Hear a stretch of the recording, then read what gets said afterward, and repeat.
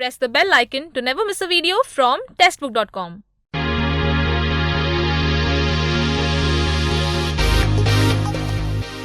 Hello दोस्तों, कैसे हैं आप लोग। और मैं आपका एजुकेटर अभिजीत मिश्रा फिर से मैं आपके साथ। तो मैंने एक प्रॉमिस किया था हर बैंकिंग वाले बच्चों से कि मैं आपको वीडियोस देता रहूँगा। तो गाइज़ यहाँ हम 40 क्वेश्चन का एक सेट लेकर आए हैं और हम ये सेट ऐसा लेकर आए हैं जिसमें हम बैंकिंग की बात तो करेंगे बट बैंकिंग के करंट अफेयर्स की बात भी करेंगे। अभी आपने बैंक ऑफ बड़ौदा और state bank of India PO और क्लर्कल एग्जाम में एक चीज़ कॉमन देखी होगी कि करंट अफेयर से जो क्वेश्चन आए वो बैंकिंग पर बेस ज़्यादा है।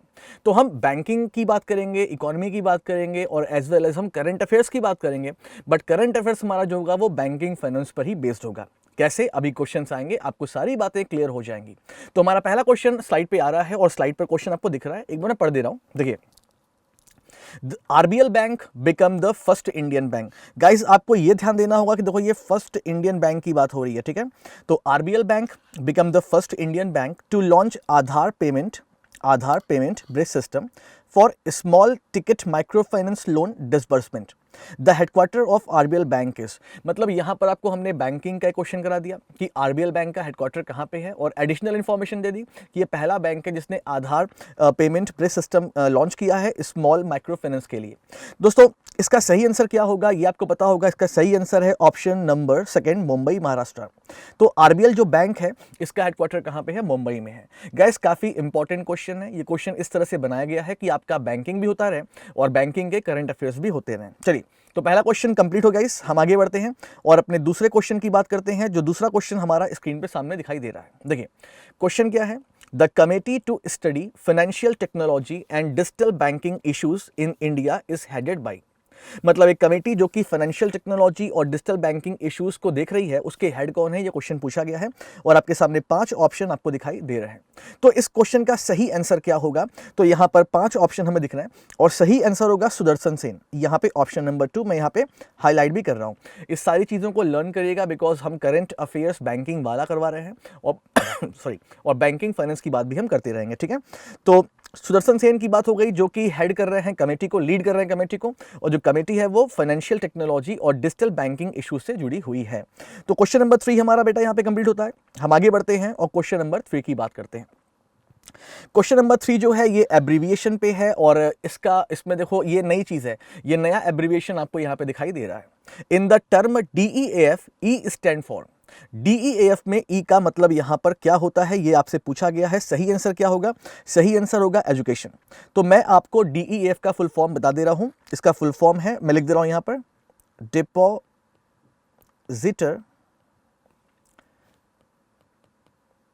Education and awareness fund. अच्छा, ये क्या होता है इसके बारे में भी थोड़ा सुन लीजिएगा। Depositor education and awareness fund का मतलब क्या होता है, रिजर्व बैंक ऑफ इंडिया जो डिपॉजिटर हैं, जो कस्टमर हैं, इनको नॉलेज प्रोवाइड करने के लिए एक तरह का फंड बनाया है।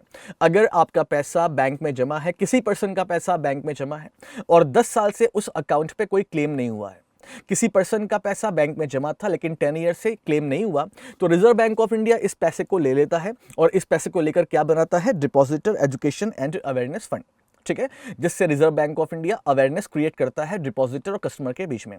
तो ये था हमारा क्वेश्चन नंबर 3 जो हम कंप्लीट करते हैं और आपको ये क्वेश्चन स्क्रीन पे दिखाई दे भी रहा होगा। जो इंपॉर्टेंट पॉइंट है या कुछ लिखना है वो मैं कर दे रहा हूं। तो क्वेश्चन नंबर 3 हमारा बेटा कंप्लीट और हम आगे बढ़ेंगे और क्वेश्चन नंबर 4 की बात करेंगे। क्वेश्चन नंबर 4 हमारा जो है, देखो क्वेश्चन नंबर 4 इस तरह से डिजाइन किया गया है कि आपको बैंक के हेडक्वार्टर भी मालूम चल जाएंगे और करंट अफेयर्स का पॉइंट भी मालूम चल जाएगा। देखिए, The Engineering Export Promotion Council (EEPC) of India has recently signed an MOU with Punjab National Bank to provide easy access to finance and small micro enterprises and merchant exporter of the council. The headquarter of the Punjab National Bank is located in, मतलब Punjab national bank के location की बात आपसे पूछ ली है, headquarter की, और आपको एक इन्फॉर्मेशन भी दी गई है कि इंजीनियरिंग एक्सपोर्ट प्रमोशन काउंसिल ने पंजाब नेशनल बैंक के साथ एक एग्रीमेंट साइन किया है। क्यों किया है, to provide easy access to finance for SME and merchant exporter of the council. मतलब कि ये जो स्मॉल मीडियम इंटरप्राइजेस हैं या फिर जो मर्चेंट एक्सपोर्टर्स हैं, इनको पीएनबी से लोन मिलता रहे, ठीक है। तो इसका पीएनबी का हेडक्वार्टर कहां पर होगा, तो याद रखना जिस भी बैंक में पंजाब आ गया उसका हेडक्वार्टर कहाँ पे होगा? दिल्ली होगा। तो आंसर क्या होगा? आंसर होगा न्यू दिल्ली। और आपको डबल EPC का फुल फॉर्म भी लर्न कर लेंगे तो अच्छा ही होगा, ठीक है। तो यहाँ पर हमने करंट की बात भी कर ली और बैंकिंग की बात भी कर ली। आवर फिफ्थ क्वेश्चन, LEI, इसका फुल फॉर्म मेरे एब्रीविएशन पार्ट 1 में आपको मिला होगा, legal entity identifier. LEI is a global reference number that uniquely identify every legal entity or structure that is a party to a financial transaction in any jurisdiction. How many digit LEI contain? मतलब क्या बोला गया है कि जो देखो simple सी language में समझो कि जो ये बड़े बड़े लोग होते हैं उनको अलग से पहचान देने के लिए LEI नंबर्स होते हैं। सिंपल सी लैंग्वेज में समझ लो, ठीक है। तो क्या पूछा गया है कि how many digit LEI contain, तो यहाँ पर ज़रूरी क्या है, आपको LEI का फुल फॉर्म पता होना चाहिए, जो मैंने आपको एक्सप्लेन कर दिया। इसका फुल फॉर्म है लीगल एंटिटी आइडेंटिफायर। और क्या पूछा गया है, कितने डिजिट LEI में होते हैं? तो बेटा LEI में डिजिट होते हैं 20। मैं यहाँ पे इसको आंसर को हाईलाइट कर दे रहा हूँ। तो 20 डिजिट होते हैं LEI में, ये आपको लर्न करना है। ये हमें और आपको नहीं मिलता, ये बड़े बड़े ट्रांजैक्शंस में जो ट्रांजैक्शंस करने वाले होते हैं कॉर्पोरेट इंडस्ट्रीज, इनको मिलता है, ठीक है। तो ये हो गई LEI की बात। और हम आगे बढ़ेंगे क्वेश्चन नंबर 6 पे। हमारा नेक्स्ट क्वेश्चन क्या होने वाला है, ठीक है। ये सेशन हमने जानबूझ के ऐसा बनाया है बिकॉज हम एक ऐसा वीडियो क्रिएट करना चाहते हैं जो आपके RRB और IBPS के एग्जाम में आपको हेल्प दे। तो ध्यान से देखेंगे, ये वीडियो काफ़ी अच्छा बना है क्योंकि इसमें करंट अफेयर्स की बात हुई है, बैंकिंग से जुड़ी हुई, और इसमें बैंकिंग की बात भी हुई है। 40 क्वेश्चन है आज, ठीक है। Question number 6, IFSC full form क्या होता है? Indian financial system code. IFSC Indian financial system code is a 11 digit, देखो यहाँ पे क्या लिखा है, 11 digit alpha numeric code, 11 digit alpha numeric code with identify a bank branch participating in the NEFT and RTGS system. ये सब आपको पता होगा। जिन बच्चों को NEFT या RTGS नहीं पता है तो ध्यान दें, NEFT national electronic fund transfer होता है, RTGS real time gross settlement होता है। आप जब account to account fund transfer करते हैं तो NEFT RTGS का यूज होता है, ठीक है। Which of these characters show the bank branch, बोला गया है कि इंडियन फाइनेंशियल सिस्टम कोड एक 11 डिजिट का अल्फा न्यूमेरिक कोड होता है जो कि NEFT और RTGS में यूज किया जाता है। तो क्या बोला गया है, which of these characters show the bank branch. तो मैंने आपसे क्या बोला था कि इंडियन फाइनेंशियल सिस्टम कोड जो है बेटा, जिस तरह से आपको पहचानने के लिए आपके अपने नाम होते हैं, वैसे ही बैंकों की ब्रांच को पहचानने के लिए IFSC कोड उनके नाम होते हैं। मैं एक एग्जांपल दे रहा हूं, अगर मैं आपसे बोलूं कि मेरा जो बैंक अकाउंट है वो दिल्ली में है और एक्सिस बैंक की ब्रांच में है, तो क्या मैंने आपको सही इंफॉर्मेशन दी? अगर मैं आपसे बोलता कि मेरा एक्सिस बैंक का अकाउंट दिल्ली में है, लक्ष्मी नगर दिल्ली में है, दिल्ली में कहां पे है, दिल्ली में लक्ष्मी नगर ब्रांच में है और एक्सिस बैंक की ब्रांच है, तो मैंने आपको कंप्लीट इंफॉर्मेशन दी कि दिल्ली में कहां, एक्सिस लक्ष्मी नगर में कहां, एक्सिस बैंक की ब्रांच में। तो ये कंप्लीट इंफॉर्मेशन हुई। तो ये जो IFSC कोड है ये बैंकों की ब्रांच को पहचानते हैं। तो क्या बोला गया है, ये 11 डिजिट कोड होते हैं। तो ध्यान देना, मैं इसको पूरा एक्सप्लेन कर दे रहा हूं। देखो, जो पहले 4 डिजिट होते हैं वो पूरे अल्फाबेट होते हैं, ठीक। जैसे मैं यहां पे लिख दे रहा हूं SBI और N, तो पहले 4 डिजिट टोटली अल्फाबेटिक होते हैं, SBIN। पांचवा क्या होता है, पांचवा होता है 0, और जो लास्ट 6 होते हैं वो पूरे न्यूमेरिकल होते हैं, जस्ट लाइक 0 0 0 1 1 0, इस तरह हमने कर दिया। तो पहले जो 4 कोड होंगे बेटा वो क्या शो करेंगे, वो शो करेंगे बैंक की ब्रांच को। कौन सा बैंक है, SBI का बैंक है। पांचवा क्या होता है, पांचवा हमेशा 0 होता है, और जो लास्ट 6 होते हैं ये क्या शो करते हैं, ये बैंक की ब्रांच को शो करते हैं। ब्रांच का मतलब क्या हो गया, देखो अब इन 6 में जो 3 होंगे वो क्या शो करेंगे, लोकेशन, और लास्ट में ब्रांच। आप इसमें मत जाओ, अब इतना समझो कि ये जो लास्ट 6 कोड है, न्यूमेरिक कोड है, वो बैंक की ब्रांच को शो करते हैं। तो आंसर क्या होगा, आंसर होगा लास्ट 6 कैरेक्टर, मतलब ऑप्शन नंबर फर्स्ट। तो इंडियन फाइनेंशियल सिस्टम कोड पर ये क्वेश्चन हम कर रहे थे जो कंप्लीट होता है। हम आगे बढ़ते हैं और बात करेंगे क्वेश्चन नंबर 7 पर। क्वेश्चन नंबर 7 हमारा क्या है, ये एक एब्रीविएशन का क्वेश्चन है। विच of the following is not correctly match, इनमें से कौन सा करेक्टली मैच नहीं है, यानी कि आपको इसका पूरा फुल फॉर्म पता होना चाहिए, ठीक है। तो यहां पर 5 ऑप्शन हमको दिखाई दे रहे हैं जो आपको स्क्रीन पर दिखाई दे रहे होंगे।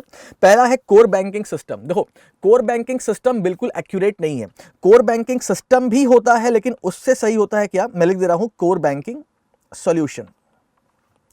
तो कोर बैंकिंग सॉल्यूशन बिल्कुल सही आंसर है, लेकिन कोर बैंकिंग सिस्टम भी चलता है, कई जगह चलता है।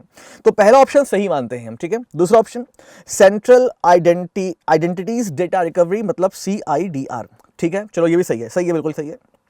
CTS, तो यहां लिखा है चेक ट्रांजैक्शन सिस्टम, ये गलत हो गया। ये क्या होगा, ये होगा चेक ट्रंकेशन, मैं यहाँ पे लिख दे रहा हूँ, चेक ट्रंकेशन सिस्टम। सीटीएस जो हमारे इंडिया में 2010 में एप्लीकेबल हुआ था।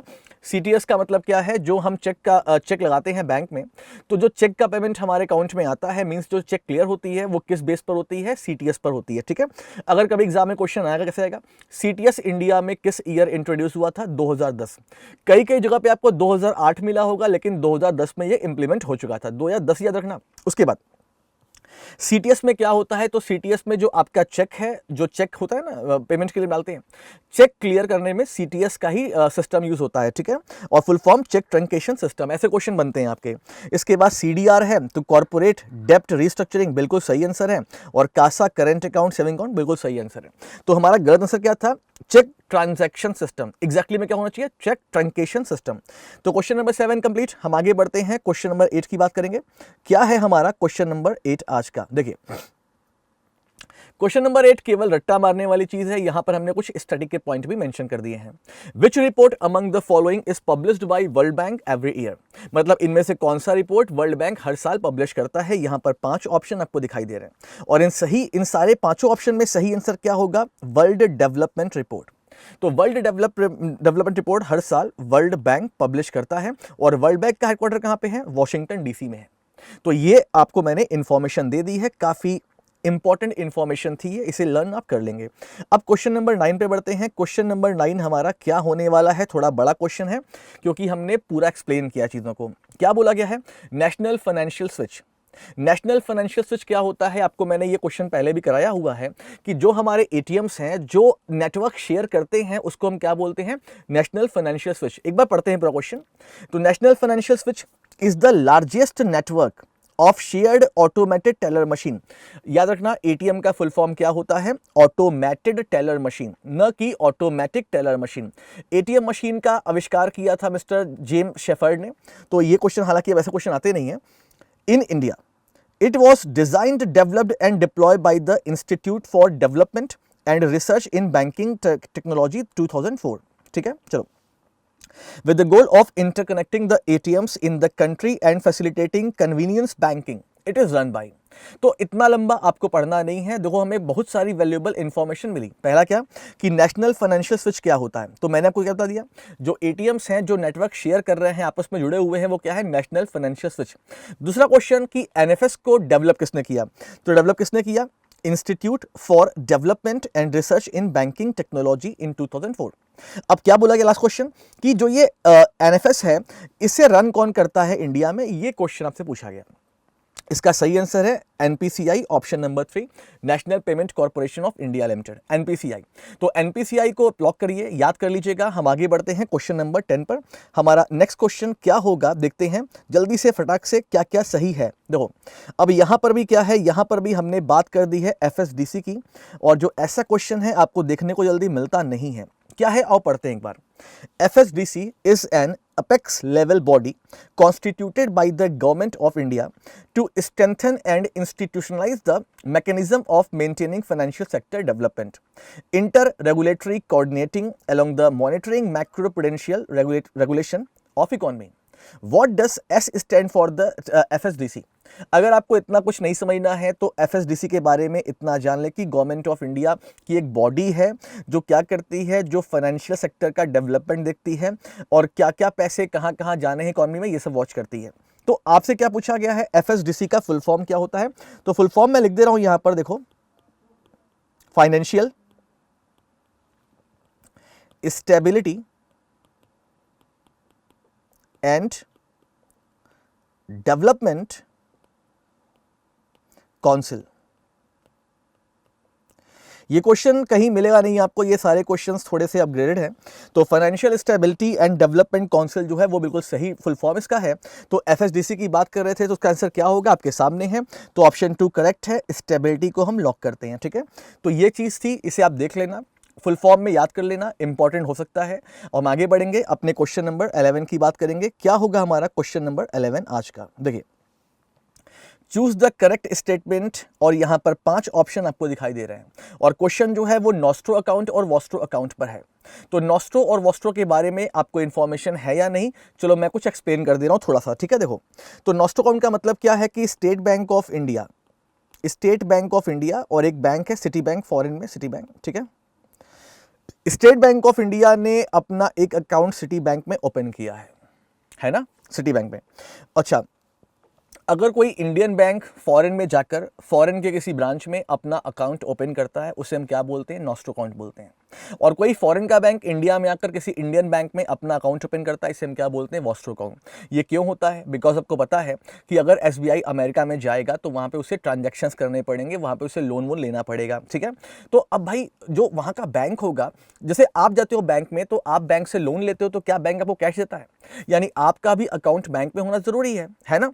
तो वैसे ही क्या होता है कि अगर एसबीआई अमेरिका में गया और वहाँ पर उसे काम करने के लिए पैसे चाहिए, अगर वो सिटी बैंक से उधार लेना चाहेगा तो उसे उस बैंक में अपना अकाउंट क्रिएट करना पड़ेगा, है ना। तो अगर कोई इंडियन बैंक फॉरेन के बैंक में ब्रांच में अपना अकाउंट खोलता है, उसे हम क्या बोलते हैं, नॉस्ट्रो अकाउंट। क्या बोला गया है? अब देखो सारे ऑप्शंस आप पढ़ लो। पहला ऑप्शन क्या है? A nostro account is account of our money held by the other bank. Our money का मतलब यहां पर बैंक की बात हो रही है कि बैंक का पैसा कहां पड़ा हुआ है, दूसरे बैंक के अकाउंट में। और बाकी के और जो ऑप्शन दिखेंगे उतना ऑप्शन आपको पढ़ने की जरूरत ही नहीं है। पहला ऑप्शन बिल्कुल सही है, मैंने आपको एक्सप्लेन कर दिया कि एसबीआई गया अमेरिका और एसबीआई ने क्या किया, ये अमेरिका है, एसबीआई को वहां पे काम करना था तो उसने वहां के बैंक में अपना एक अकाउंट ओपन किया। यानी एसबीआई का पैसा कहां पड़ गया, पहुंच गया सिटी बैंक के पासबुक अकाउंट में। भाई एक बात बताओ, अगर आप एक कस्टमर हैं, बैंक में अकाउंट ओपन करते हैं तो आपको कुछ तो पैसा रखना पड़ेगा ना वहाँ पर। और जब आप लोन वोन लेंगे तो क्या होगा, बैंक उसी अकाउंट में पैसा डालेगा। बस वही सेम चीज़ यहाँ पर है कि एसबीआई गया अमेरिका, वहाँ पर इसने क्या किया, सिटी बैंक के बैंक ब्रांच में अपना अकाउंट ओपन किया। क्यों किया? बिकॉज एसबीआई को और सिटी बैंक को आपस में ट्रांजेक्शन करने हैं, है ना। तो ट्रांजेक्शन करने हैं तो क्या होगा यहाँ पर, तो यहाँ पर एसबीआई अगर अकाउंट ओपन करेगा तो एसबीआई कुछ पैसा रखेगा ना इस बैंक में। तो बस वही सेम आंसर है, पहला ऑप्शन बिल्कुल सही आंसर है, ठीक है। तो इसे हम लॉक करते हैं और हम आगे बढ़ते हैं अपने नेक्स्ट क्वेश्चन पे। देखते हैं हमारा नेक्स्ट क्वेश्चन क्या होने वाला है। और नेक्स्ट क्वेश्चन जो है ये एक इंडेक्स पे क्वेश्चन है। Global competitive index is published bye. Global competitive index जो है इसे कौन ऑर्गेनाइजेशन पब्लिश करता है? और यहां पर 4-5 ऑप्शन हमें दिखाई दे रहे हैं और सही आंसर क्या होगा, world economic forum. World economic forum बेटा, इसे लर्न कर लीजिएगा। इसका हेडक्वार्टर कहाँ पे है, कोलोगनी में है, ध्यान दीजिएगा इस चीज़ को। तो वर्ल्ड इकोनॉमिक फोरम हर साल ग्लोबल कॉम्पिटेटिव इंडेक्स पब्लिश करता है। ये केवल रट्टा मारने वाला क्वेश्चन था, कुछ समझने वाला पॉइंट इसमें नहीं है। आगे बढ़ते हैं, क्वेश्चन नंबर 13 की बात करते हैं। क्वेश्चन नंबर 13 की हम बात करते हैं, देख लीजिए एक बार। The United Nations Development Programme is the United Nations Global Development Network, which advocate the change and connect countries to knowledge, experience and resources to help people build a better life. UNDP is headquartered in। अब इतनी कहानी आपको बता दी गई है कि United Nations Development programme क्या क्या वर्क करता है, चलो वो सब ठीक है। लास्ट में क्वेश्चन क्या पूछा है कि यूएनडीपी का हेडक्वार्टर कहाँ पे है। तो यूएनडीपी का हेडक्वार्टर जानने के लिए देखो मैं तो आपको यहाँ पे बता दूंगा, लेकिन मेरा एक इंटरनेशनल ऑर्गेनाइजेशन हेडक्वार्टर का एक ट्रिक पढ़ा है जहां पर मैंने न्यूयॉर्क की ट्रिक पढ़ाई है और न्यूयॉर्क की ट्रिक में मैंने ये बताया हुआ है। फिर भी तो यूएनडीपी का हेडक्वार्टर कहां पे है, न्यूयॉर्क में है, इसे आपको लर्न करना है। और जो यूएनडीपी है ये बहुत ही इंपॉर्टेंट इंडेक्स पब्लिश करती है जिसका नाम क्या है, ह्यूमन डेवलपमेंट इंडेक्स।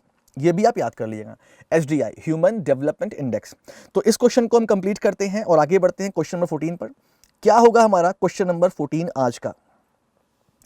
काफ़ी क्वेश्चन बड़े बड़े भाषा में दिए गए हैं आपको, इसलिए ताकि आप उस भाषा को समझ लें कि क्वेश्चन का मतलब क्या है। तो हम आपको कंप्लीट इंफॉर्मेशन देना चाहते हैं, वरना क्वेश्चन जो है वो एक लाइन में खत्म हो सकता था। आइए, नेशनल फाइनेंशियल रिपोर्टिंग अथॉरिटी, यानी इसका फुल फॉर्म भी आपसे एग्जाम में पूछा जा सकता है। तो नेशनल फाइनेंशियल रिपोर्टिंग अथॉरिटी याद कर लीजिएगा, is a body proposed for the establishment and enforcement of accounting and auditing standard. ठीक है, यानी आपको ये मालूम चल गया कि ये क्यों बनाया जाता है हमारे देश में अकाउंटिंग और ऑडिटिंग के स्टैंडर्ड के लिए, कि स्टैंडर्ड कैसे बढ़े, स्टैंडर्ड कैसे बने और कैसे इंप्लीमेंट हो। ठीक है, and oversight of the work of auditors, और जो ऑडिटर्स होते हैं इनके वर्कों की जांच भी करना इनका काम है। किसका, नेशनल फाइनेंशियल रिपोर्टिंग अथॉरिटी। तो क्या पूछा गया, ये किसके अंडर में आता है, इट कम्स अंडर। तो ये किसके अंडर में आया, किसके अंडर में रजिस्टर्ड हुआ। तो इसका सही आंसर क्या होगा, इसका सही आंसर है company act 2013। Company act 2013 option number first lock कर दीजिए, बिल्कुल सही आंसर है, रट्टा मार लीजिएगा। हम आगे बढ़ते हैं, क्वेश्चन नंबर 15 की बात करते हैं। क्वेश्चन नंबर 15 जो हमारा है वो क्या होने वाला है, यहाँ पर हमारे ग्रोथ रेट के प्रोजेक्शन की बात हो रही है। क्वेश्चन क्या है, as per the World Bank the Indian economy has projected to grow at what rate in 2019-20। मतलब वर्ल्ड बैंक के हिसाब से जो हमारे इकोनॉमी की ग्रोथ रेट है वो 2019-20 में कितनी रहने वाली है, कितनी रहने वाली है। तो ये केवल सिंपल सा रट्टा मारने वाला क्वेश्चन है। Answer is 7.5%। तो 7.5% कंप्यूटर जी लॉक कर दे, हम आगे बढ़ेंगे और ये क्वेश्चन एकदम सही अच्छे से याद कर लीजिएगा, ठीक है। तो क्वेश्चन नंबर 15 कंप्लीट और क्वेश्चन नंबर 16 मैं आपको यहाँ पे दिखाई दे रहा हूँ। क्वेश्चन नंबर जो 16 है वो बेस्ड है शेयर मार्केट पर और जैसे आप जानते हैं बॉम्बे स्टॉक एक्सचेंज। तो बीएससी का एक अपना इंडेक्स है जिसका नाम है सेंसेक्स, आपने नाम सुना होगा। तो सेंसेक्स पे क्वेश्चन है, पूछा गया है चूज द करेक्ट स्टेटमेंट, कि सेंसेक्स के बारे में कौन सा स्टेटमेंट सही है, उसे हमें चूज करना है, चुनाव करना है। देखिए क्या बोला गया, Sensex also card the BSE 30, मतलब कि बॉम्बे स्टॉक एक्सचेंज की जो सबसे बड़ी टॉप कंपनी होती है 30 कंपनी, तो इसे क्या बोला गया, BSE 30 is a free float market weighted stock market index of 30 well established and financially sound companies listed by Bombay Stock Exchange।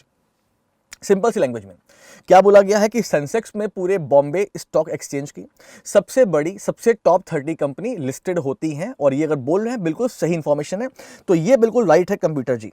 आइए दूसरा पॉइंट देखते हैं।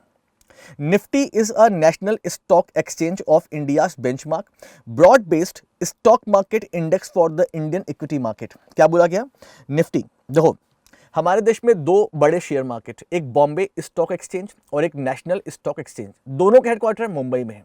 तो बीएससी का जो सबसे इंपॉर्टेंट इंडेक्स है उसका नाम क्या है, सेंसेक्स, और एनएससी का जो सबसे इंपॉर्टेंट इंडेक्स है उसका नाम क्या है, निफ्टी। तो यहां बात निफ्टी की हो रही है कि निफ्टी क्या है, नेशनल स्टॉक एक्सचेंज का अपना एक इंडेक्स है, बोला गया है, ठीक है। और जो नीचे की इंफॉर्मेशन है उसका कोई मतलब नहीं है, बस आप इतना याद रखो, बीएससी का सेंसेक्स है, निफ्टी निफ्टी किसका है, एनएससी का है। और निफ्टी को अगर आप दो पार्ट में डिवाइड करोगे, NIFTY, तो निफ्टी को दो पार्ट में डिवाइड करने पर एक वर्ड मिलता है नेशनल और एक वर्ड बनता है 50, यानी कि पूरे एनएससी की सबसे बड़ी 50 कंपनी कहां पर होती है, निफ्टी में होती है, ठीक है। Next point, Nifty represent the weightage average of 50 Indian company stock in 12 sector. जो मैं आपको इंफॉर्मेशन दे रहा था कि पूरे एनएससी की जो बड़ी 50 कंपनी है, 12 डिफरेंट सेक्टर से, ये उनको रिप्रेजेंट करते हैं, उनके शेयर को रिप्रेजेंट करते हैं, ठीक है। And is one of the two main stock indices, वही एक सेंसेक्स और एक निफ्टी। मतलब ये निफ्टी जो है ये दो, मतलब कि पूरे इंडिया के जो दो इंपॉर्टेंट इंडेक्स है उसमें से एक है। तो पहला कौन सा, सेंसेक्स, दूसरा कौन सा, निफ्टी। तो यानी कि ये तीनों इंफॉर्मेशन बिल्कुल सही है। इसको मैं एक बार, ये गलत हो गया, यानी ऑप्शन क्या होगा answer, all of the above, ठीक है। मैं आपको एक बार और एक्सप्लेन कर दे रहा हूं। हमारे देश में दो शेयर मार्केट हैं बड़े, एक बॉम्बे स्टॉक एक्सचेंज और एक national Stock exchange. Bombay stock exchange को हम एशिया का सबसे पुराना शेयर मार्केट बोलते हैं, और एनएससी का एस्टेब्लिशमेंट हुआ था 1992 में, और एनएससी ने अपनी वर्किंग स्टार्ट की थी नरसिम्हम कमेटी के रिकमेंडेशन पे। याद रखिएगा, एनएससी की हम बात कर रहे हैं, नेशनल स्टॉक एक्सचेंज, और दोनों के हेडक्वार्टर कहां पे हैं, मुंबई में है। तो बीएससी और एनएससी की बात कर रहे थे, एनएससी का एस्टेब्लिशमेंट फिरवानी कमेटी के रिकमेंडेशन पे हुआ था। एनएससी का एस्टेब्लिशमेंट फिरवानी कमेटी के रिकमेंडेशन पे हुआ था। अब सुनो क्या बोला गया कि बीएससी का जो सबसे इंपॉर्टेंट इंडेक्स है उसका नाम क्या है, सेंसेक्स, और सेंसेक्स में टॉप 30 कंपनी लिस्टेड होती हैं। और एनएससी का सबसे इंपॉर्टेंट इंडेक्स है निफ्टी, और निफ्टी में 50 कंपनी लिस्टेड होती हैं। और सेंसेक्स और निफ्टी जो हैं ये देश के दो सबसे बड़े इंडेक्सेस हैं, यही बोला गया है, बिल्कुल सही इंफॉर्मेशन है, इसे आप लर्न करना। ऑप्शन 5, यानी मैंने आपको एनएससी की कुछ इंपॉर्टेंट इंफॉर्मेशन दी है, नोट्स बना लीजिएगा उसका। आइए तो ये क्वेश्चन यहां पे कंप्लीट करते हैं और आगे बढ़ते हैं, क्वेश्चन नंबर 17 की बात करते हैं। क्या होगा हमारा क्वेश्चन नंबर 17 आपके स्क्रीन पर। दोस्तों क्वेश्चन नंबर 17 की हम बात कर रहे हैं, और क्वेश्चन नंबर 17 थोड़ा टफ है, इसे समझना पड़ेगा। यहाँ पर बात हो रही है हाइपोथिकेशन की। तो हाइपोथिकेशन एक तरह की सिक्योरिटी होती है। जैसे नहीं हम लोग बैंक से लोन लेते हैं तो हम लोग ज़मीन रखते हैं, या हम लोग अपने एफडी का सर्टिफिकेट रखते हैं, या गोल्ड रखते हैं, मशीनरी रखते हैं, है ना। तो हाइपोथिकेशन भी क्या एक तरह की सिक्योरिटी है। इसको मैं एक्सप्लेन तब अच्छे से कर पाऊंगा जब मैं आपको ये एक्सप्लेन कर दूं कि हाइपोथिकेशन के एग्जाम्पल क्या हो सकते हैं। तो हाइपोथिकेशन के सबसे बढ़िया एग्जाम्पल होते हैं व्हीकल लोन। व्हीकल लोन समझना, जैसे मान लो मैंने एक कार ली 10 लाख रुपए की, और मैंने क्या किया, मैंने 2 लाख रुपए क्या किया, डाउन पेमेंट किया, और 8 लाख रुपए का मैंने ईएमआई बनवा लिया। और ये 8 लाख रुपए का जो ईएमआई बंधा ये एचडीएफसी बैंक से बना। होता है ना कि हम जब कार कंपनी के पास जाते हैं तो उनके अपना एक कॉन्ट्रैक्ट होता है बैंक से। तो एचडीएफसी बैंक ने मुझे 8 लाख रुपए का लोन दिया और मैं ईएमआई पे करता हूं एचडीएफसी बैंक को। सोचने वाली बात क्या है कि 8 लाख रुपए लोन है, लेकिन क्या 8 लाख रुपए की सिक्योरिटी हमने दी है इनको, बैंक को? नहीं। तो मतलब समझना कि हाइपोथिकेशन वर्क कैसे करता है। देखो, बैंक ने हमको पैसा दिया, हम कार चला रहे हैं, पोजीशन हमारे पास है, लेकिन वो प्रॉपर्टी बैंक की तब तक है जब तक कि हम बैंक को ईएमआई दे रहे हैं। मतलब प्रॉपर्टी बैंक की है, हम ईएमआई दे रहे हैं, बैंक कुछ नहीं बोलेगा, और जिस दिन हमने ईएमआई देना बंद कर दिया, बैंक वो कार उठा ले जाएगा। तो हाइपोथिकेशन का मतलब क्या होता है एक तरह का ये लोन, एक तरह की सिक्योरिटी, लेकिन एग्जैक्टली में जो सिक्योरिटी है वो हमने बैंक के पास नहीं रखी है, वो हम यूज कर रहे हैं, व्हीकल लोन। आप मेरी बात शायद समझ रहे होंगे। तो पूछा है, विच of the following best describe the term hypothecation. Hypothecation को कौन सा टर्म सबसे अच्छे से डिस्क्राइब करेगा? देखिए, पहला point, hypothecation occurs when an asset is placed as collateral. पहले पॉइंट का मतलब है कि हाइपोथिकेशन एक तरह की सिक्योरिटी होती है। मैं बोल तो रहा हूं सिक्योरिटी होती है। सिक्योरिटी हमेशा 4 होती है। एक होता है क्या, आपका मॉर्टगेज। मॉर्टगेज का मतलब आपने किसी इमूवेबल प्रॉपर्टी को बैंक के पास रखा हुआ है। दूसरा होता है लियन, आपने किसी पेपर सिक्योरिटी पर लोन लिया बैंक से, जैसे एफडी का सर्टिफिकेट, मार्कशीट हो गई, डिग्री हो गई, शेयर के सर्टिफिकेट हो गए, इसे हम लियन बोलते हैं। प्लस का मतलब आपने किसी मूवेबल आइटम पे लोन लिया, जैसे गोल्ड। और चौथा होता है हाइपोथिकेशन, और हाइपोथिकेशन का मतलब होता है कि जिस चीज के लिए आपने लोन लिया है वही आपकी सिक्योरिटी है। ठीक, देखिए, तो क्या बोला गया, hypothecation occur an asset is pledged as collateral, मतलब कि हाइपोथिकेशन सिक्योरिटी का एग्जांपल है। बिल्कुल सही है, पहला पॉइंट। दूसरा point, the lender can seize the asset if the term of the agreement are not met. मैंने आपको पहले एक्सप्लेन दिया कि अगर एचडीएफसी बैंक ने मुझे 8 लाख रुपए का लोन दिया है, व्हीकल लोन, बदले में मैंने एचडीएफसी बैंक को कुछ दिया नहीं है, कार ही सिक्योरिटी है। अगर मैं कार की ईएमआई पे कर रहा हूं टाइम टू टाइम पर, तो बैंक कुछ नहीं बोलेगा। और अगर मैंने उसके टर्म्स एंड कंडीशन में क्या किया, बदलाव कर दिया, अगर मैं टाइम पर ईएमआई नहीं दूंगा, तो बैंक क्या करेगा, बैंक वो कार उठा ले जाएगा। मतलब सेकंड पॉइंट भी क्लियर है। Third point, hypothecation secured a loan without giving up a title, possession और ऑनरशिप राइट। इसका मतलब समझिए, क्या ये बैंक के कॉन्टेक्स्ट में पूछा जा रहा है कि हाइपोथिकेशन सिक्योर्ड अ लोन, मतलब हाइपोथिकेशन लोन को सिक्योर करता है। लोन को सिक्योर कैसे करता है? देखो, without giving up a title, ये हमसे मतलब नहीं है, पोजेशन और ऑनरशिप राइट। देखो, अब इसका मतलब समझो, ये जो लास्ट वर्ड है ये आपको इजीली क्लियर कर देगा मेरा एग्जांपल। अगर आपने कार ली है तो जो कार का लोन था, जो ईएमआई थी, अगर आप पे करोगे, बैंक कुछ नहीं बोलेगा। लेकिन अगर आपने क्या किया, आपने कार का यूज आप कर रहे हो, लेकिन आपने ईएमआई पे करना बंद किया, तो बैंक वो कार उठा ले जाएगा। यानी कि बैंक ने आपको ऑनरशिप राइट ट्रांसफर नहीं की है। बैंक आपको कार दे रहा है चलाने को, लेकिन ये सिक्योर्ड इसलिए है क्योंकि बैंक ने ऐसा कॉन्ट्रैक्ट किया है कि अगर आपने कार वार का ईएमआई देना बंद किया, तो बैंक क्या करेगा, बैंक को उठा ले जाएगा। यानी आपके कार की ऑनरशिप एग्जैक्टली में किसके पास है, बैंक के पास है, बस आप चला रहे हो। तो अगर देखा जाए तो इस क्वेश्चन के सारे पॉइंट सही हैं, यानी कि हमारा ऑल ऑफ द अबव सही आंसर होगा। मैं फिर से बोल रहा हूं, हाइपोथिकेशन थोड़ा टफ होता है, समझना होता है। अगर आप समझ गए हो तो ज्यादा अच्छी बात मेरे लिए होगी। तो क्वेश्चन नंबर 17 कंप्लीट। हम आगे बढ़ते हैं, क्वेश्चन नंबर 18 की बात करते हैं। क्वेश्चन नंबर 18 हमारा क्या होगा, जो कि एक एब्रीविएशन का क्वेश्चन है। तो देखिए क्या बोला गया है, OLTAS is an initiative of Income Tax Department to receive information and maintain record of tax paid through banks. The full form of OLTAS, यानी आपको OLTAS का फुल फॉर्म पढ़ना है। फुल फॉर्म क्या होगा इसका, तो इसका फुल फॉर्म है online tax accounting system. Online tax accounting system, यानी ऑप्शन नंबर 5 राइट है। इसे लॉक करते हैं और आगे बढ़ते हैं क्वेश्चन नंबर 19 पर। दोस्तों, क्वेश्चन नंबर 19 पर आते हैं। क्वेश्चन नंबर 19 जो है ये काफ़ी इंपॉर्टेंट क्वेश्चन है। स्मॉल बैंक, पेमेंट बैंक की बात हो रही है। अगर आप भी स्मॉल बैंक या पेमेंट बैंक का लाइसेंस लेना चाहते हैं, तो आपको रिजर्व बैंक ऑफ इंडिया की गाइडलाइंस माननी पड़ेगी। तो पहले क्वेश्चन देखते हैं, फिर गाइडलाइंस की बात करते हैं। क्वेश्चन है, the small finance bank are mandate to open what % of branches in unbanked areas, मतलब कि ऐसे एरियाज जहां पर कोई बैंक की ब्रांच नहीं है।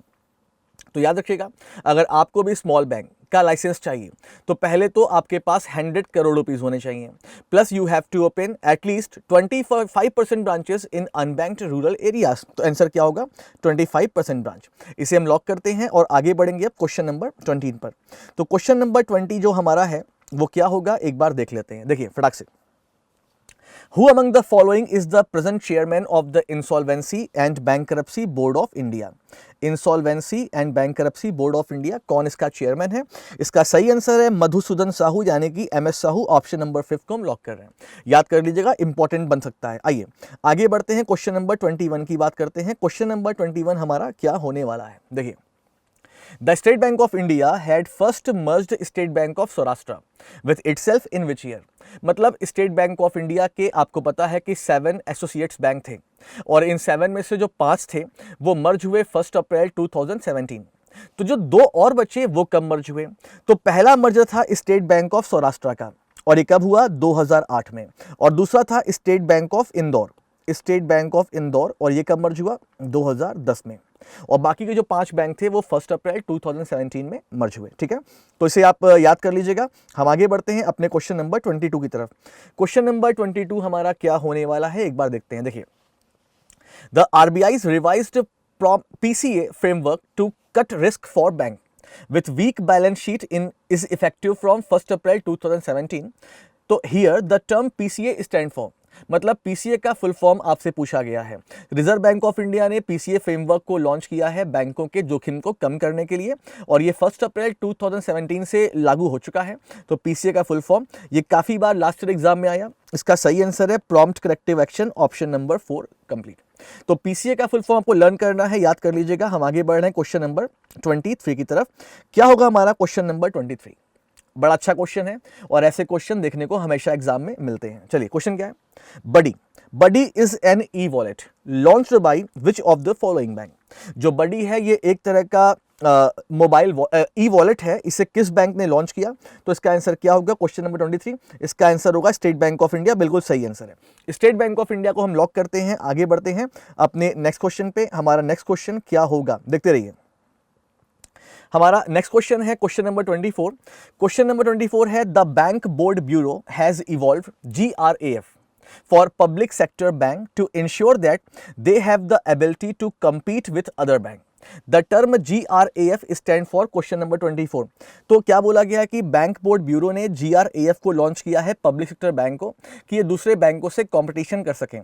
तो GRAF का फुल फॉर्म क्या होगा, ये आपसे पूछा गया है। देखिए, तो GRAF का जो फुल फॉर्म है वो क्या है? यहाँ पर ऑप्शन नंबर 2 की हम बात कर रहे हैं, governance reward and accountability framework. ये आपको लर्न करना है, governance reward and accountability framework. Option number 2 सही है। आपको GRAF का फुल फॉर्म लर्न कर लेना चाहिए, अभी तक एग्जाम में नहीं आया। क्वेश्चन नंबर 24 हमारा हो गया। आगे बढ़ते हैं, क्वेश्चन नंबर 25 की बात करते हैं। देखिए, what is the objective of the government behind setting up a minimum export price? यहां पर देखिए, हम बात कर रहे हैं क्वेश्चन नंबर 25 की। तो बोला गया है what is the objective of the government behind setting up a minimum export price. मैं यहां पर आपके लिए हाईलाइट भी कर रहा हूं, ऑफ अ पर्टिकुलर कमोडिटी। तो इसका सही आंसर क्या होगा? इसका सही आंसर होगा to check price rise. To check price rise, मतलब गवर्नमेंट ने मिनिमम एक्सपोर्ट प्राइस जो लॉन्च किया है, इसके पीछे क्या ऑब्जेक्टिव है? तो इसका की कमोडिटी के जो प्राइसेस हैं वो हाई हो रहे हैं कि नहीं हो रहे हैं, इसे चेक करने के लिए। तो क्वेश्चन नंबर 25 मैंने आपको एक्सप्लेन कर दिया। हम आगे बढ़ेंगे, क्वेश्चन नंबर 26 की बात करेंगे। क्वेश्चन नंबर 26 ये ऑलरेडी मैं एक बार करा चुका हूं, फिर से एक बार देख लीजिए। Which of the following policies of the financial sectors is basically designed to transform local financial asset into foreign financial asset freely and at a market determined exchange rate? बेटा बस एक बात याद रखना कि जब भी आपसे ये लाइन आपको मिल गई कि लोकल असेट का फॉरेन असेट में क्या ट्रांसफॉर्मेशन या फिर एक्सचेंज, तो ये क्या होगा? बस एक बात याद रखना कि कैपिटल अकाउंट कन्वर्टिबिलिटी पॉलिसी आपको लिखनी है। अभी इतना टाइम नहीं है कि मैं आपको कन्वर्टिबिलिटी का मतलब पूरा समझा पाऊँ, क्योंकि ये बैलेंस ऑफ पेमेंट का एक पार्ट है, छोटा सा पार्ट है, लेकिन बैलेंस ऑफ पेमेंट को समझाना बहुत बड़ी बात है। तो बैलेंस ऑफ पेमेंट में कैपिटल अकाउंट और करंट अकाउंट होते हैं। तो बस याद रखना कि लोकल असेट का फॉरेन के असेट के साथ एक्सचेंज या कन्वर्टिबिलिटी क्या कहलाती है? Capital account convertibility. ये एसएस तारापुर कमेटी के रिकमेंडेशन पे शुरू हुआ था, एसएस तारापुर। तो क्वेश्चन नंबर 26 जो हमारा है वो हम कंप्लीट करते हैं, आगे बढ़ते हैं और क्वेश्चन नंबर 27 की हम बात यहां पे करने जा रहे हैं। देखिए, Which one of the following may be consequences of buying forex in the market by the Reserve Bank of India? Forex का मतलब होता है विदेशी मुद्रा, ठीक है, कि रिजर्व बैंक ऑफ इंडिया अगर विदेशी मुद्रा को खरीदता है तो उसके नेगेटिव पॉइंट हमारे लिए क्या हो सकते हैं, और यहां पर 5 ऑप्शन आपको दिखाई दे रहे हैं। It leads to inflation, it leads to control over inflation, it does not affect inflation, it result into deflation. Deflation का मतलब क्या होता है? Deflation का मतलब होता है कि हमारी इकोनॉमी में पैसा धीरे धीरे कम हो रहा है। तो बिल्कुल सिंपल सी बात है कि अगर हम फॉरेक्स खरीदेंगे तो हमें कुछ देना पड़ेगा। तो बात समझो, अगर विदेशी मुद्रा हम खरीद रहे हैं तो क्या हो रहा है, हमारा पैसा बाहर जा रहा है ना। तुम्हारे जेब में 100 रुपए हो और तुमने क्या किया, तुमने 20 रुपए कोई सामान खरीद लिया, तो 20 रुपए कहाँ गया तुम्हारा, बाहर गया। कितना बचेगा? 80 तो बचेगा ना। बात समझ में आई? तो अगर आप कुछ खरीदोगे तो यू हैव टू पे, आपको पे करना पड़ेगा। तो रिजर्व बैंक ऑफ इंडिया भी अगर फॉरेक्स खरीद रहा है तो उसे कुछ पे करना पड़ेगा। तो जेब में 100 रुपए थे, 20 रुपए चले, कितने बचे? 80 रुपए। तो पैसा कम होता है, इसे हम क्या बोलते हैं? डिफ्लेशन। तो आंसर क्या होगा? It result into deflation. बिल्कुल सिंपल सी बात है, बिल्कुल सिंपल बात है। तो क्वेश्चन नंबर 27 कंप्लीट। हम आगे बढ़ते हैं, क्वेश्चन नंबर 28 की बात हम करते हैं। क्वेश्चन नंबर 28, ये काफी टफ क्वेश्चन है, समझना इसे। What is meant by underwriting, the term frequently used in financial sector? कि underwriting जो टर्म है जो फाइनेंशियल सेक्टर में यूज्ड होता है, इसका मतलब क्या होता है?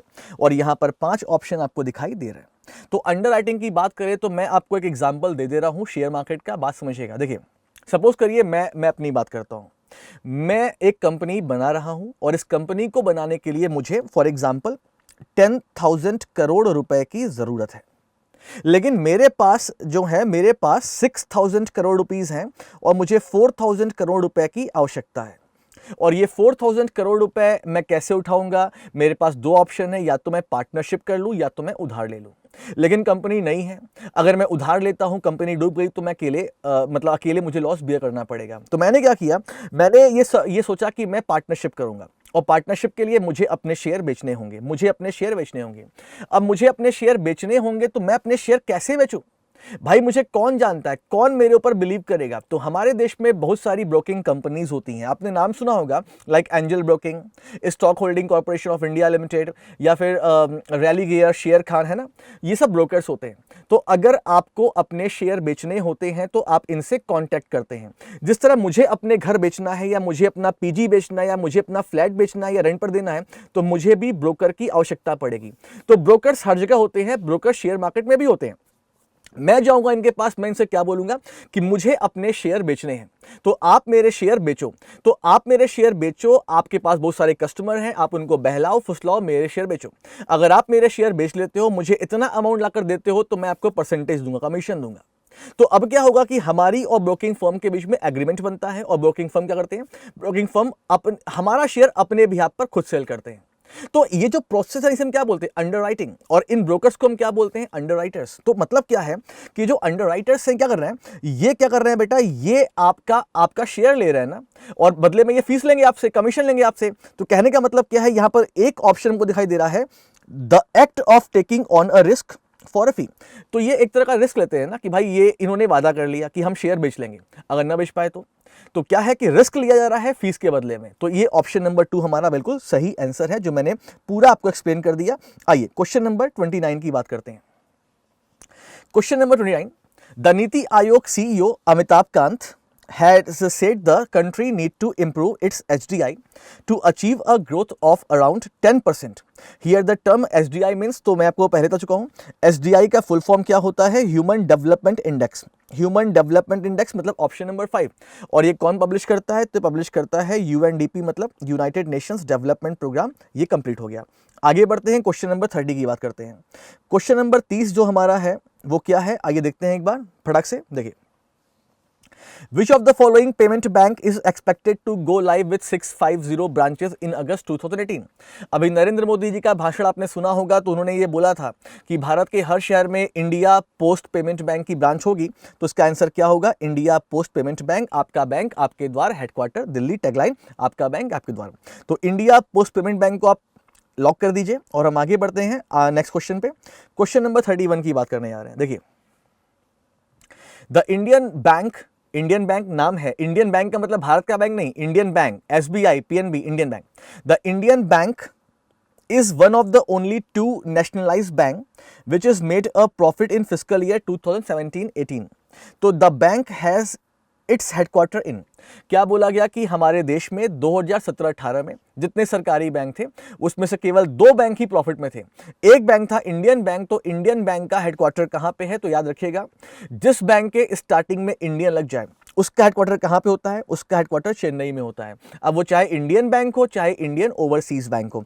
तो क्वेश्चन नंबर 31 कंप्लीट। हम आगे बढ़ते हैं, क्वेश्चन नंबर 32 की बात करने जा रहे हैं। ठीक है, क्वेश्चन नंबर 32 देखिए, Which of the following private sector lender has received the regulatory nod to open offices in Bahrain, Kuwait and Singapore? मतलब किस प्राइवेट सेक्टर बैंक को रिजर्व बैंक ऑफ इंडिया से अप्रूवल मिल गया है बहरीन, कुवैत और Singapore में अपनी branch open करने के लिए? और इसका आंसर क्या है? इसका आंसर है federal bank, option number 3। Federal bank जो है इसको ये अलाउ कर दिया गया है कि यहाँ ये ब्रांचेस ओपन कर सकते हैं। तो ये इंफॉर्मेशन मैंने आपको दे दी है। क्वेश्चन नंबर 33 की हम बात करने जा रहे हैं। क्वेश्चन नंबर 33 जो आजकल काफ़ी न्यूज़ में है, एक बार हम बात कर लेते हैं। देखिए, Idea and Vodafone recently settled their dues with the Department of Telecom. ठीक है, the total amount of settlement was, आपको पता ही है कि आइडिया और वोडाफोन जो है ये मर्ज होने वाले हैं। तो कितना ड्यू इनको देना था डिपार्टमेंट ऑफ टेलीकॉम को? तो इसका सही आंसर क्या है? 7248 करोड़। इसे आप लर्न कर लीजिएगा, 7248 करोड़। ये क्वेश्चन यहाँ पे कंप्लीट होता है दोस्तों। हम आगे बढ़ते हैं क्वेश्चन नंबर 34 पे। क्या है देखिए, the government has lowered the minimum annual deposit requirement for Sukanya Samriddhi Yojana. ये बड़ा इंपॉर्टेंट क्वेश्चन है और कुछ दिन पहले ही करंट अफेयर न्यूज़ में था। तो आपके आरआरबी के एग्जाम के लिए और आईबीपीएस एग्जाम के लिए काफ़ी ज़रूरी इंफॉर्मेशन हो सकती है। तो पहले सुकन्या समृद्धि योजना में अगर पैसे आप डिपॉजिट करते थे तो मिनिमम अमाउंट था 1000 रुपीज़, लेकिन अब कितना हो गया है? अब हो गया है 250 rupees. You have to learn. काफ़ी इंपॉर्टेंट क्वेश्चन है, 250 रुपये। ठीक है, हम आगे बढ़ते हैं और नेक्स्ट क्वेश्चन की बात करते हैं, क्वेश्चन नंबर 35। तो अभी आपको मालूम है कि 100 रुपए का नया नोट आया है, उसी की बात यहां पर हो रही है। The reserve bank of India will soon bring new rupees 100 rupees denomination bank note in the Mahatma Gandhi series. The size of new note is, नए नोट का साइज क्या है? तो बिल्कुल सिंपल है, 66 mm इंटू 150 mm, जो आपको लर्न कर देना है। हम आगे बढ़ते हैं क्वेश्चन नंबर 36 पर। क्वेश्चन नंबर 36 क्या है हमारा? देखिए, the government has approved an infusion of ₹11,336 crore. याद रखना, जब गवर्नमेंट ऑफ इंडिया बैंकों को पैसा देते हैं तो इसे हम क्या बोलते हैं? Capital infusion. The government has approved an infusion of ₹11,336 crore in 5 state owned lenders, मतलब कि 5 सरकारी बैंकों। What amount has been approved for the corporation bank? Corporation bank के लिए कितना अमाउंट जो है ये रखा गया, अप्रूव किया गया है? तो इसका सही आंसर क्या होगा? इसका सही आंसर होगा option number first, ₹2555 crore. 2555 crore रुपए कॉर्पोरेशन बैंक को मिलेंगे।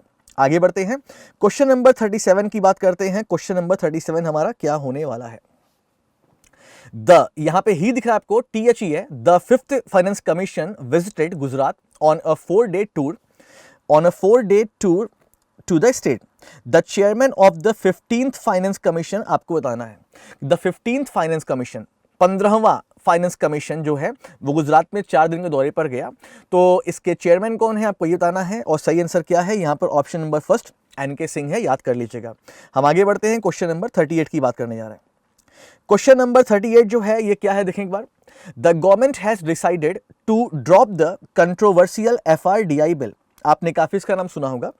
After public outcry, here the term FRDI means, यहाँ पे FRDI मीन्स का मतलब क्या था? मतलब ये बोला जा रहा है कि गवर्नमेंट जो है ये FRDI बिल को वापस लेने जा रहे हैं। FRDI का फुल फॉर्म क्या है? जिसका फुल फॉर्म था financial resolution and deposit insurance, option number 1। Financial resolution and deposit insurance, बिल्कुल सही आंसर, याद कर लीजिएगा। हम आगे बढ़ते हैं क्वेश्चन नंबर 39 पर। Question number 39, what causes the appreciation of currency? Appreciation of currency का मतलब क्या होता है? जैसे हम कभी सुनते हैं कि हमारा रुपीस जो था वो $1 के बराबर 60 रुपए था, अगर ये $1 के बराबर 62 रुपए हो जाएगा तो हम क्या बोलेंगे, डेप्रिसिएशन ऑफ करेंसी, ये करेंसी कमजोर हो रही है। लेकिन यही अगर $1 के बराबर 58 या 57 हो जाए, हम क्या बोलेंगे, एप्रिसिएशन। तो क्या बोला गया है कि एप्रिसिएशन का मेन रीजन क्या होता है, तो सिंपल सी बात होती है, जिसकी डिमांड होती है वो हमेशा महंगा होता है। डायमंड की डिमांड, डायमंड इतना महंगा क्यों है, गोल्ड इतना महंगा क्यों है, बिकॉज इसकी डिमांड है और इसकी सप्लाई नहीं है। तो जिस चीज की डिमांड ज्यादा होती है वो हमेशा महंगा होता है। तो अगर हमें अपने रुपीस को अप्रिशिएट करना है तो हमें इंटरनेशनल मार्केट में रुपीस की डिमांड बढ़ानी पड़ेगी। कैसे बढ़ेगी डिमांड, फॉर एग्जाम्पल हम कुछ ऐसा कुछ बना लें, डेवलप कर लें जो किसी के पास ना हो और पूरे वर्ल्ड में इसकी बहुत डिमांड हो जाए। तो हम दूसरे कंट्री से क्या बोल सकते हैं कि नहीं, पेमेंट हमें चाहिए रुपीस में। तो हर देश आपस में क्या बोलेंगे कि क्या तुम्हारे पास रुपीस है, तुम्हारे पास रुपीस है, और रुपीस अपने आप स्ट्रांग होता जाएगा। तो यहां पर ऑप्शन देखें क्या लिखा है, increase in the demand of a particular currency, मतलब कि ऑप्शन नंबर फर्स्ट। तो ऑप्शन नंबर फर्स्ट बिल्कुल सही है, इसे हम लॉक करते हैं, याद कर लीजिएगा। और आज का लास्ट क्वेश्चन नंबर 40। आपने बंधन बैंक का नाम सुना होगा। बंधन बैंक और आईडीएफसी बैंक, इन दोनों बैंकों को मैं लिख दे रहा हूं यहां पर नेक्स्ट क्वेश्चन की हम बात कर रहे हैं। देखिए तो बंधन बैंक और एक बैंक और आईडीएफसी बैंक, पूछा गया कि इन दोनों बैंकों को जो है, Bandhan Bank which was earlier a micro finance company started it business as a bank from. तो बंधन बैंक की बात करें चाहे आईडीएफसी बैंक की बात करें, इन्हें 2014 में लाइसेंस मिला है बिमल जलान कमेटी के थ्रू। तो बंधन बैंक और आईडीएफसी बैंक दोनों का आंसर क्या होगा, 2014। दोस्तों ये थी हमारे 40 क्वेश्चन की सीरीज। क्वेश्चन कैसे लगे ये हमें आप बताएं, मेरे एक्सप्लेनेशन कैसे लगे ये भी आप बताएं। अगर आपको लगता है कुछ और भी ज़्यादा हम कर सकते हैं तो प्लीज़ हमें रिकमेंडेशन जरूर दें। और हाँ, ये वीडियोस केवल उनके लिए है जो कि क्वेश्चन को ध्यान से समझते हैं और पढ़ते हैं। आप ये मत सोचिए कि वीडियो बड़ा बन गया, छोटा बन गया। आप ये देखिए कि आपको कितनी वैल्यूएबल इंफॉर्मेशन दी जा रही है। तो प्लीज़ वीडियो को देखें, लाइक करें। अगर आपको लगता है कि ये वीडियो किसी काम आ सकती है तो उनके साथ शेयर जरूर करें। ये वीडियो हमने इस तरह बनाया है कि हम आपको केवल बैंकिंग नहीं पढ़ाएंगे, हम आपको करंट अफेयर्स भी पढ़ाएंगे जो बैंकिंग पर बेस्ड होंगे। दोस्तों तो मैं अजीत मिश्रा, आपका एजुकेटर, मैं फिर से आपसे प्रॉमिस करता हूं कि फिर मैं आपके लिए नया वीडियो लेकर आऊंगा। हमारे वीडियोस को देखते रहें, पढ़ते रहें, आपको बहुत फायदा इससे होने वाला है। तो गाइस अपना ध्यान रखें। 7:30 पे करंट अफेयर्स आपको आना है और 11:45 पर जो बच्चे रेलवे की तैयारी कर रहे हैं उनके लिए हम एक शो लेकर आए हैं जहां पर आपको हम ऑब्जेक्टिव क्वेश्चन के सीरीज दिखाते हैं। तो गाइस मिलते हैं 7:30 पर। सब लोग अपना ख्याल रखिए। बाय।